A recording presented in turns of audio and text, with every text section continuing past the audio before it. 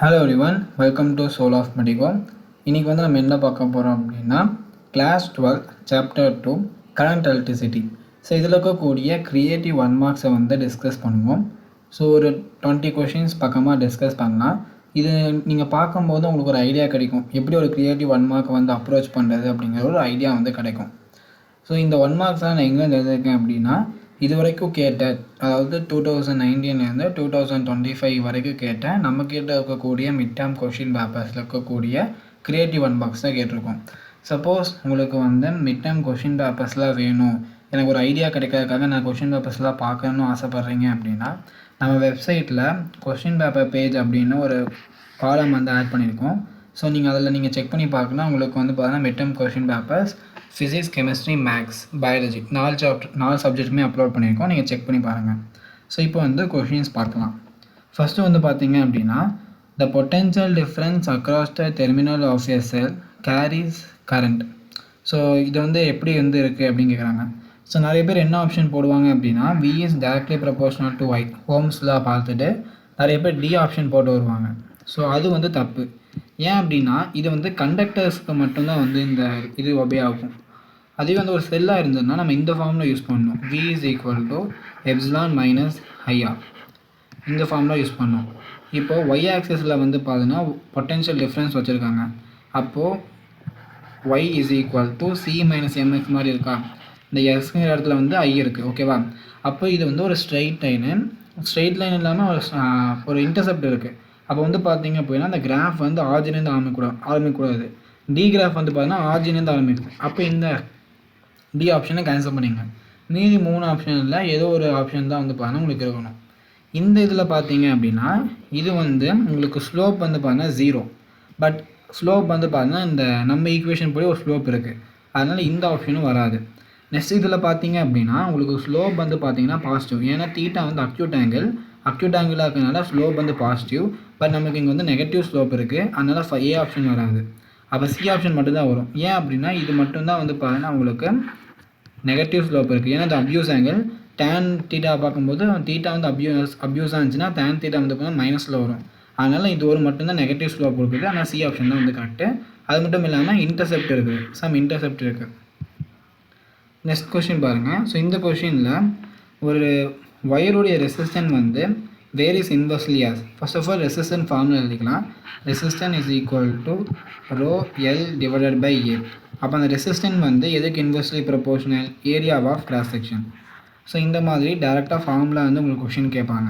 So இப்போ நான் கொண்டு வர எல்லா கொஷினுமே மிட் டேர்மில் கேட்ட கொஷின்ஸ் தான். ஸோ இப்போ பாருங்கள், இது வந்து ரொம்ப இம்பார்ட்டன்ட். கலர் கோடை வச்சு நிறைய தான் கேட்பாங்க. ஸோ அதனால் அதை நோட் பண்ணிக்கோங்க. ஒரு நிமோனிக்ஸ் நாம் வச்சுக்கோங்க. BB Roy of Great Britain has very good wife. இந்த நிமோனிக்ஸ் நாம் வச்சுக்கோங்க. So BB Roy of Great Britain has very good wife. இல்லை இதுக்கு வந்து 0, இதுக்கு 1, இதுக்கு 2, இதுக்கு 3, இதுக்கு 4, இதுக்கு 5, இதுக்கு 6, இதுக்கு 7, இதுக்கு 8, இதுக்கு 9. B அப்படின்னா உங்களுக்கு பிளாக். செகண்ட் B வந்து பார்த்தீங்க அப்படின்னா உங்களுக்கு ப்ரௌன். R வந்து பார்த்தீங்க அப்படின்னா ரெட்டு. O வந்து பார்த்தீங்க அப்படின்னா ஆரஞ்சு. நெக்ஸ்ட்டு Y வந்து பார்த்தீங்க அப்படின்னா எல்லோ. நெக்ஸ்ட்டு G வந்து பார்த்தீங்க அப்படின்னா உங்களுக்கு க்ரீன். நெக்ஸ்ட்டு B வந்து பார்த்தீங்க அப்படின்னா ப்ளூ. V வந்து பார்த்தீங்க அப்படின்னா வயலட். அண்ட் G வந்து பார்த்தீங்கன்னா கிரே. அண்ட் W வந்து பார்த்தீங்கன்னா ஒயிட்.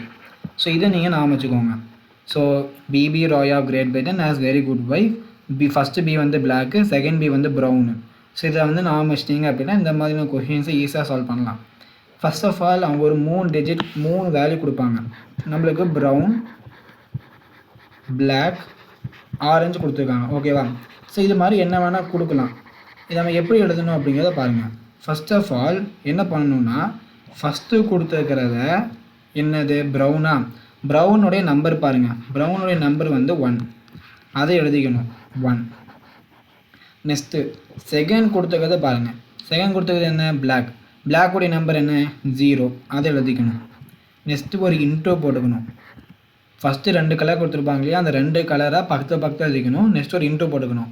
நெக்ஸ்ட் என்ன பண்ணணும்னா 10 to the பவரில் தேர்டு கொடுத்துருக்கக்கூடிய அந்த கலருடைய நம்பர் எழுதணும். ஆரஞ்சுடைய நம்பர் என்ன 3, 10 to the power 3. அப்போ இது எப்படி எழுதிக்கலாம் 10 கிலோ ஓம். அப்போ இதுக்கு ஆன்சர் வந்து 10 கிலோ ஓம். புரிஞ்சிருக்கும் அப்படின்னு நினைக்கிறேன். இப்போ நெக்ஸ்ட் கொஷின் பாருங்கள். அதே மாதிரி ஒரு கொஷின் இல்லை என்ன கொடுத்துருக்காங்க அப்படின்னா, இந்த உங்களுக்கு இது தெரியாதுன்னு நினைக்கிறேன், பட் நான் சொல்கிறேன் என்னென்னு. ஃபஸ்ட்டு ப்ரௌன் கொடுத்துருக்காங்க, நெக்ஸ்ட்டு வந்து பிளாக் கொடுத்துருக்காங்க, நெக்ஸ்ட்டு வந்து எல்லோ கொடுத்துருக்காங்க. ஸோ முன்னாடி சொன்ன நிமோனிக்ஸ் வச்சு நம்ம இதை போடலாம். ப்ரௌனுக்கு வந்து பார்த்தீங்க அப்படின்னா நம்பர் வந்து 1 கரெக்டாக. நெக்ஸ்ட்டு பிளாக்குக்கு நம்பர் வந்து 0. நெக்ஸ்ட் என்ன பண்ணணும் இன்டூ போட்டு 10 போட்டுடணும். நெக்ஸ்ட்டு இருக்கக்கூடிய எல்லோவுடைய நம்பர் வந்து பார்த்தீங்கன்னா உங்களுக்கு 4. அதை வந்து பார்த்தீங்கன்னா பவர் எழுதிடணும் 10 to the power 4. எல்லாமே கிலோவில் கொடுத்துருக்காங்க, அதனால் வந்து 100 into 10 to the power 3 எழுதிக்கிறேன். 10 to the power 3 வந்து கிலோன்னு எழுதிக்கலாமா? அப்போ 100 கிலோ ஓம், 100 கிலோ ஓம். ஏ அப்படின்னு தான் அதுக்கான ஆன்சர். இப்போ இதில் பாருங்கள், இதில் வந்து பார்த்தீங்க அப்படின்னா இந்த ஐயுடைய வேல்யூ கேட்குறாங்க கரெக்டாக. ஒன்றுமே பண்ணாதீங்க, இந்த ஜங்ஷன் எடுத்துக்கோங்க. இந்த ஜங்ஷனுக்கு நீங்கள் வந்து junction rule, Kirchhoff junction rule போடுங்க. என்ன வரும்? உள்ளே வர்றது இஸ் ஈக்குவல் டு வெளியில் போகிறது. இப்போ இந்த ஜங்ஷனில் உள்ளே வர்றது வந்து 0.6 இஸ் ஈக்குவல் டு வெளியில் போகிறது I ப்ளஸ் 0.3. அப்போ I என்னவாக இருக்கும் 0.3 ஆம்பியர். சிம்பிளாக இருக்கும், புரிஞ்சிருக்கும்னு நினைக்கிறேன். இப்போ நெக்ஸ்ட் கொஷின் பார்க்கலாம். ஸோ இந்த கொஷினில் வந்து பார்த்தீங்கன்னா இங்கே ஸ்பெசிஃபிக் ரெசிஸ்டன்ஸ் ஃபெல்லிங் தப்பாக இருக்குது. The specific resistance of a thin and thick copper wire, அது வந்து ρ1 அண்ட் ρ2 கொடுத்துட்டாங்க. அதுக்கு ரெண்டுக்குமா ரிலேஷன். ஃபர்ஸ்ட் ஆஃப் ஆல் வந்து பார்த்தீங்கன்னா இந்த ரெசிஸ்டிவிட்டி இருக்கு இல்லையா, இந்த ரெசிஸ்டிவிட்டி வந்து பார்த்தீங்க அப்படின்னா ரெசிஸ்டிவிட்டி ஸ்பெசிஃபிக் ரெசிஸ்டன்ட் என்ன வேணால் சொல்லலாம். இந்த ரெசிஸ்டிவிட்டி அப்படிங்கிறது ஒரு கான்ஸ்டன்ட். அது மெட்டீரியலுக்கு மெட்டீரியல் மாறுமோ தவிர ஒரே மெட்டீரியலுக்கு வந்து சேமாக தான் இருக்கும். இப்போது காப்பர் அயன் அப்படின்னா அந்த 2 மெட்டீரியலுக்குமான ரெசிஸ்டிவிட்டி மாறுபடும். அதுவே ரெண்டுமே காப்பராக இருந்ததுன்னா அதோட ரெசிஸ்டிவிட்டி வந்து பார்த்தீங்கன்னா சேமாக தான் இருக்கும். இங்கே வந்து டின் அண்ட் டிக் காப்பர்னு சொல்லியிருக்கனால ரெண்டுமே வந்து காப்பர் ஒயர்னால இதோட ரெசிஸ்டிவிட்டி வந்து பார்த்தீங்கன்னா சேமாக இருக்கும். ஸோ தேர்ட் ஆப்ஷன் தான் அதுக்கான கரெக்டான ஆன்சர். இப்போ நெக்ஸ்ட் கொஷின் பாருங்கள். இந்த கொஷினில் வந்து பார்த்தீங்கன்னா 3 equal resistor connected in series across a source of EMF together dissipated. So அந்த 3 ரெசிஸ்டர் வந்து பார்த்தீங்கன்னா சீரீஸாக கனெக்ட் பண்ணியிருக்காங்க. அதனால் 10 வோல்ட் பவர் வந்து பார்த்தீங்கன்னா டிசிபிட்டேட் ஆகுது. இப்போ அதே 3 ரெசிஸ்டரை பேரலாக கனெக்ட் பண்ணால், அதே சோர்ஸோடு கனெக்ட் பண்ணால் எவ்வளோ பவர் வந்து டிசிபிட்டேட் ஆகும் அப்படின்னு கேட்குறாங்க. ஃபஸ்ட்டு கேஸில் வந்து பார்த்தீங்கன்னா உங்களுக்கு 3 ஈக்குவல் ரெசிஸ்டர். அப்போ ஒரு ரெசிஸ்டர் ஆறாக இருந்ததுன்னா மீதி 2 ரெசிஸ்டரும் ஆறாக தான் இருக்கும். இதை சம் வோல்டேஜில் நீங்கள் கனெக்ட் பண்ணியிருக்கீங்க, அந்த வோல்டேஜ் கொடுக்கல. ஸோ அப்படி கனெக்ட் பண்ணும்போது நம்மளுக்கு பவர் டிசிபேட்டேட் ஆகுது. அதை நான் வந்து P which is equal to 10. First of all அப்படி எஃபெக்டிவ் ரெசிஸ்டன்ஸ் என்ன? ஆர் எஃபெக்டிவ் என்ன அப்படின்னா 3R. ஏன்னா R + R + R 3R. இப்போது பவருக்கும் ரெசிஸ்டன்ட் வோல்டேஜுக்குமான ஒரு ரிலேஷன் இருக்குது. என்ன ரிலேஷன் அப்படின்னா V² / R. நம்ம அதை யூஸ் பண்ணால் V² / R is equal to 10. அதுலேருந்து பார்த்தோம் அப்படின்னா V² / 3R is equal to 10 அப்படின்னு எழுதிக்கலாம். இங்கே வந்து R எஃபெக்டிவ். அப்போ V² / 3R is equal to 10 எழுதிக்கலாமா? Next கேஸில் என்ன பண்ணுறாங்கன்னா இந்த 3 ரெசிஸ்டரையும் பேரலல் ஆக்கணும். அப்போது பேரலல் ஆக்கும்போது கேஸ் 2 பேரலல் ஆக்கும்போது எவ்வளோ பவர் டிசிபேட்டட் ஆகும் கேட்குறாங்க. அப்போ P is equal to V² / R கரெக்டாக. இப்போ நம்ம P' வச்சுக்கலாம் தான். ஓகேவா? இப்போ என்ன பண்ணுறோம் அப்படின்னா இந்த இடத்துல R எஃபெக்டிவ் 3 ரெசிஸ்டரை வந்து பார்த்தீங்க அப்படின்னா நீங்கள் வந்து பேரலில் வச்சுருந்தீங்க, சேம் ரெசிஸ்டர் ஆக்கிறனால ஃபார்முலா வந்து R/N அர்த்தம். இங்கே 3 இருக்கிறனால R/3 அப்படின்னு எழுதிக்கலாம். இல்லை அப்படின்னா நீங்கள் என்ன பண்ணலாம், 1/R effective is equal to 1/R1 + 1/R2 + 1/R3 போட்டுக்கோங்க. அதை நீங்கள் ரெசிப்ரோக்கல் எடுத்திங்கன்னா R/3 வரும். ஸோ இதை வந்து இங்கே சப்ஸ்டியூட் பண்ணோம் அப்படின்னா V² / R² R/9 R/3 வருமா? R/3 இதை எப்படி எழுதிக்கலாம்? 3V² / R அப்படின்னு எழுதிக்கலாம். இது என்னது? P'. நாம் என்ன கண்டுபிடிக்கணும்? P' கண்டுபிடிக்கணும். நம்மளுக்கு என்ன தெரியும்? V² / 3R வந்து 10 தெரியும். அப்போ V² / R என்ன? V² / R வந்து பார்த்தீங்கன்னா 30. அப்போது இங்கே 3 × 13 எழுதலாமா? which is equal to 19. அப்போது 19 வோல்ட். இந்த 3 ரெசிஸ்டர்லையும் பேரலாக கனெக்ட் பண்ணோம்னா நமக்கு எவ்வளோ பவர் டிசிபேட்டட் ஆகும், 19 வாட்ஸ் வந்து பார்த்தீங்கன்னா டிசிபேட்டட் ஆகும். ஸோ இந்த மாதிரியான கொஷின் வந்து உங்கள் மிட் டேர்மில் கேட்டிருக்காங்க. ஸோ அதனால் இந்த மாதிரியான கொஷின்ஸை வந்து பாருங்கள், நீங்கள் பார்த்து வச்சுக்கோங்க. ஸோ எல்லா கொஷினுமே மிட் டேர்மில் கேட்ட கொஷின் தான் நான் கொண்டு வந்திருக்கேன். இப்போ இது பாருங்கள், ஒரு ஈஸியான கொஷின். 2 ஓமையும் 4 ஓமையும் பேரலாக கனெக்ட் பண்ணியிருக்கோம். அப்போ ஈக்குவலன்ட் ரெசிஸ்டன்ஸ் என்ன? அப்போது ஈக்குவலன்ட் ரெசிஸ்டன்ஸ் ஃபார்முலா என்ன? பேரலாக கனெக்ட் பண்ணால் இதெல்லாம் ஃபார்முலா. அப்போ வந்து நம்ம ஃபார்முலா படி போட்டோம் அப்படின்னா அதில் 1/2 + 1/4 அப்படின்னு வருது. 1/R equivalent. 6th question. அப்போ நீங்கள் வந்து பார்த்தீங்கன்னா எல்சிஎம் எடுத்தீங்க அப்படின்னா இங்கே 2 + 1 வருமா? அப்போ R 1/R equivalent which is equal to 1/R equivalent is equal to 3/4 அப்படின்னு வருது. நீங்கள் ரெசிப்ரோக்கல் எடுத்தீங்கன்னா R equivalent is equal to 4/3 அப்படின்னு வருது. ஆப்ஷன் ஏ வந்து கரெக்டு. 7th கொஷின் பார்த்தீங்க அப்படின்னா ஒன்றுமே இல்லை, 1 கிலோவாட் ஆர் இது எத்தனை ஜூலுக்கு ஈக்குவலாக இருக்கும் அப்படின்னு ஒரு கேள்வி. இதை நீங்கள் மடப்பாக பண்ணியிருப்பீங்க. அப்படி இல்லைனாலும் டிரைவ் பண்ணிக்கலாம். எப்படி அப்படின்னா இது வந்து ஆக்சுவலாக வந்து எனர்ஜியோட யூனிட்டு. எனர்ஜிக்கு வந்து பார்த்திங்கன்னா ஜூல் இருக்கு இல்லையா, ஜூலை வந்து நம்ம வாட்ஸ் இன்ட்டு செகண்ட் எழுதிக்கலாம். ஓகேவா? அப்போ இந்த யூனிட்டை வந்து வாட் செகண்டுக்கு மாற்றணும். அப்போ 1 கிலோனா என்ன? 10⁻³ வாட்ஸு இன்ட்டு ஆர். இப்போ என்ன பண்ணலாம்? 10⁻³ வாட்ஸ் இருக்கு இல்லையா, ஆர் இருக்கு இல்லையா, 6 செகண்ட்ஸாக மாற்றணுன்னா ஒரு மணி நேரத்தில், அதாவது 1 ஹவரில் 60 மினிட்ஸ் இருக்கும். ஒரு நிமிஷத்தில் 60 செகண்ட்ஸ் இருக்கும். அப்போ வாட் செகண்டுக்கு மாறிடுச்சு. இதை எப்படி எழுதிக்கலாம்? 36 × 10⁵ வாட்ஸ் இன்ட்டு செகண்ட் எழுதலாம். இல்லைன்னா இதை 3.6 × 10⁶ வாட் செகண்ட். தட் மீன்ஸ் இந்த வாட் செகண்டை ஜூல்னு எழுதிக்கலாம். ஓகேவா? இப்போ எந்த ஆப்ஷன் கரெக்டாக இருக்கும் அப்படின்னா 36 × 10⁵ இந்த ஆப்ஷன் கரெக்டாக இருக்கும். ஓகேவா? இது வந்து ஒரு இந்த வேலையை நீங்கள் மனப்பாக பண்ணியிருக்கணும். அப்படி பண்ணல அப்படின்னாலும் இந்த மாதிரி நீங்கள் கொண்டு வந்துக்கலாம். Next question, if A current off 7.5 ampere. So இந்த கொஷின் வந்து பார்த்தீங்க அப்படின்னா ஒன்றுமே இல்லை, U is equal to IT. இதை சப்ஸ்டியூட் பண்ண வேலை முடிஞ்சுது. இந்த கொஷினுக்கான ஆன்சரை நீங்கள் கமெண்ட் பண்ணிடுங்க. ஏன் அப்படின்னா இந்த இது வரைக்கும் இந்த வீடியோவை நீங்கள் ஃபுல்லாக பார்த்துருக்கீங்களா இல்லையா அப்படிங்கிறது எனக்கு தெரியாது இல்லையா. அதனால் இந்த கொஷின் வந்து ரொம்ப சிம்பிளான கொஷின். ஐ கொடுத்துட்டாங்க, டி கொடுத்துட்டாங்க, ரெண்டையும் மல்டிப்ளை பண்ணால் வேலை முடிஞ்சுது. ஸோ அதுக்கான ஆன்சர் வந்து பார்த்தீங்க அப்படின்னா நீங்கள் கமெண்ட் பண்ணிடுங்க. ஸோ யாரெல்லாம் வந்து இந்த வீடியோ ஃபுல்லாக பார்த்துருக்கீங்க அப்படிங்கிறது எனக்கு தெரியும். நெக்ஸ்ட்டு வந்து பார்த்தீங்கன்னா இதில் வந்து எவ்வளோ கரண்ட்டு வந்து போகும் அப்படின்னு கேட்குறாங்க. அப்போ வந்து V is equal to IR. இந்த ஆர் வந்து பார்த்தீங்கன்னா எஃபெக்டிவ், ஆர் எஃபெக்டிவ். இந்த மூணுமே வந்து பேரலல் கனெக்ட் பண்ணியிருக்கோம். இந்த 3 ரெசிஸ்டரையும் நம்ம பேரலல் கனெக்ட் பண்ணியிருக்கோம். இந்த மூணுமே வந்து ஈக்குவல் ரெசிஸ்டர். அதனால் நமக்கு ஃபார்முலா என்ன? R effective. ஃபார்முலா என்ன? R/N. ஆரோட வேல்யூ என்ன? 15. 3 ரெசிஸ்டருமே ஈக்குவல். அப்போ 3 ரெசிஸ்டர், மொத்தம் 3 ரெசிஸ்டருக்கு 3 போட்டுருக்குறோம். ஆன்சர் வந்து 5 ஓம் கிடைக்குது.